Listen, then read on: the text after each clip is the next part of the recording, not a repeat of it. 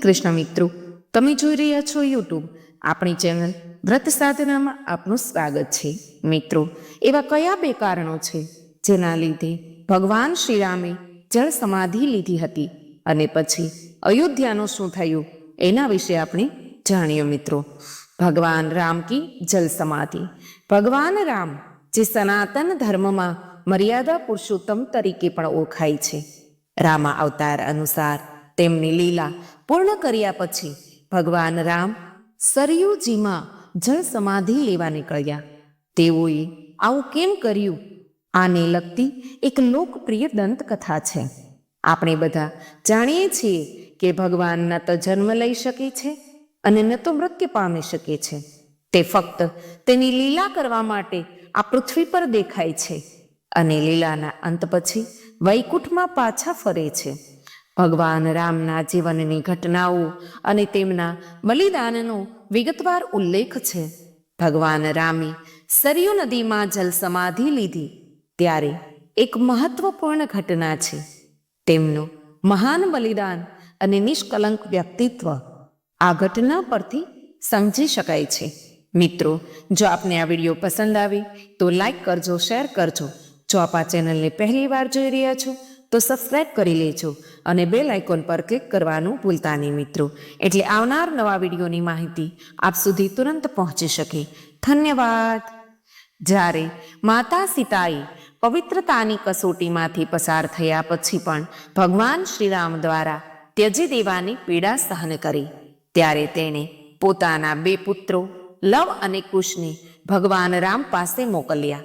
આ પછી માતા સીતાએ પૃથ્વીમાં અદ્રશ્ય થવાનું નક્કી કર્યું. ભગવાન રામ આ દુઃખ સહન ન કરી શક્યા અને યમરાજની અનુમતિથી તેમણે સરયુ નદીના ગુપ્તાર ઘાટમાં જળ સમાધિ લીધી. આ ઘટના ભગવાન રામમાં ઊંડી તપસ્યા અને શરણાગતિની લાગણી દર્શાવે છે. એક બીજી પણ દંતકથા છે મિત્રો.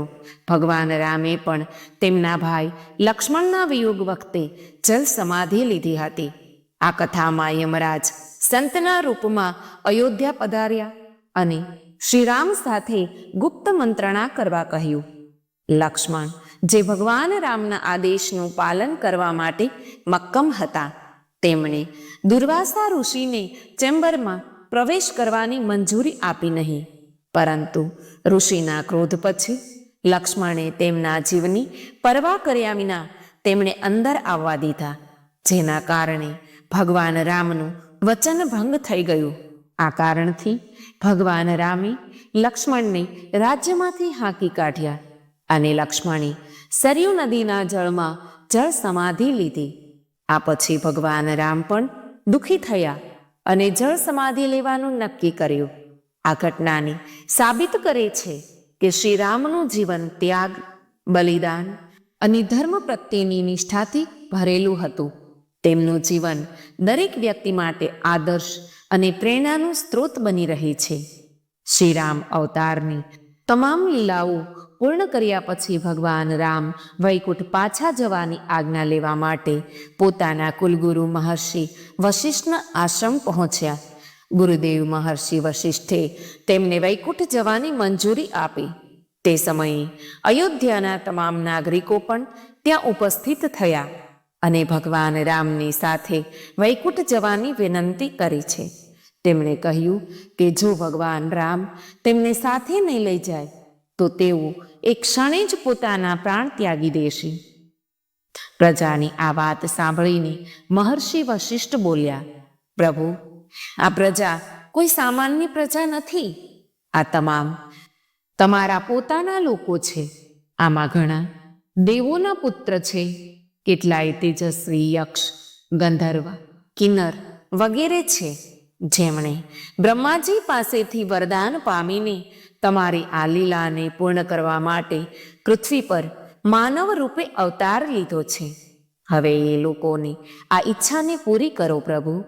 આથી ભગવાન રામે પોતાના લોકોની ઈચ્છાને સન્માન આપીને વૈકુંઠ ગમનનો નિર્ણય કર્યો, જે તેમના ત્યાગ અને પ્રજાપ્રેમના શ્રેષ્ઠ આદરને પ્રતિપાદિત કરે છે. આ સાંભળીને ભગવાન રામે સમગ્ર પ્રજાને સાથે લઈ જવાની મંજૂરી આપી, જેને લીધે સમગ્ર પ્રજામાં ખુશીની લહેર દોડતી થઈ. ત્યારબાદ ભગવાન રામ પોતાના પરિવાર સાથે સરયુ નદીના કિનારે પહોંચ્યા. જ્યારે ભગવાન રામે સરયુ નદીમાં પ્રવેશ કર્યો ત્યારે બ્રહ્માજી પ્રગટ થયા અને ભગવાનને તેમના ચતુર્ભુજ સ્વરૂપમાં આવવાનું કહ્યું. ભગવાનના આ સ્વરૂપના દર્શનથી ત્યાં ઉપસ્થિત દરેક લોકો ધન્ય બન્યા. તે ક્ષણે જ ભગવાન વિષ્ણુના વાહન ગરુડ પણ પ્રગટ થયા અને ભગવાન તેમના પર આરૂઢ થયા. ત્યારે ભગવાન રામે વિભીષણને લંકામાં ધર્મપૂર્વક રાજ્ય કરવાનો આદેશ આપ્યો. હનુમાનજીને તેમની ઈચ્છા મુજબ પૃથ્વી પર રહીને હરિના નામનું સંકીર્તન કરતા રહેવા માટે મંજૂરી આપી. જામવંતજીને દ્વાપર યુગના અંત સુધી પૃથ્વી પર રહેવાનું વરદાન આપ્યું. તેમજ સુગ્રીવને તેમની ઈચ્છા મુજબ પોતાની સાથે વૈકુંઠ લઈ જવાનું વરદાન આપ્યું. ભગવાન રામના આ ચતુર્ભુજ સ્વરૂપ અને તેમના પરમ ત્યાગ તથા પ્રેમના આદર્શ કિસ્સાઓ આજે પણ ભક્તજનો માટે અનંત પ્રેરણાનો સ્ત્રોત છે. ભગવાને બ્રહ્માજીને આદેશ આપ્યો કે સમસ્ત દિવ્ય પ્રજાને ઉત્તમ લોક પ્રદાન કરવો. ત્યારબાદ ભગવાન શ્રી હરિ પોતાના સમસ્ત પરિવાર સાથે વૈકુંઠ પધાર્યા. પોતાના વિદાય સમય પર ભગવાને કહ્યું કે કલિયુગમાં નામ સંકીર્તન જ શ્રેષ્ઠ માર્ગ હશે, જેનાથી ભક્તો સરળતાથી ભગવત પ્રાપ્તિ મેળવી શકશે. નામ સંકીર્તન એ ભગવાનના નામોના ગાન અને સ્મરણ દ્વારા ભક્તિનો જ માર્ગ છે, જે કલિયુગમાં સૌથી પ્રભાવશાળી અને સુલભ માનવામાં આવે છે. આ માર્ગ દ્વારા માણસના તમામ પાપો ક્ષય પામે છે અને તેને ભગવાનના ચરણોમાં સ્થાન મળે છે.